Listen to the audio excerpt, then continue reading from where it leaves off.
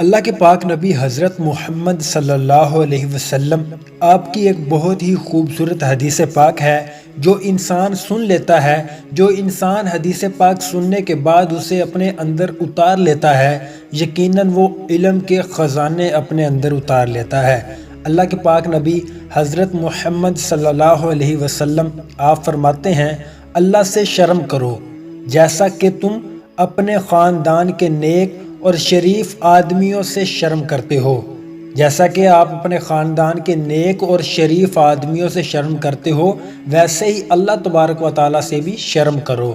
جیسا کہ ہم کوئی برا کام کر رہے ہوں اور کوئی عالم ہمارے سامنے سے گزرے، کوئی ہمارا محلے کا امام مسجد ہمارے سامنے سے گزرے، جیسے ہمارا والد ہی ہمارے سامنے سے گزرے تو ہم اس کام کو چھوڑ دیتے ہیں۔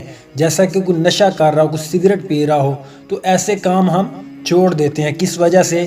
کہ یہ کام برا ہے، اسے برا جانا جاتا ہے، تو ہم ان سے شرم کرتے ہیں۔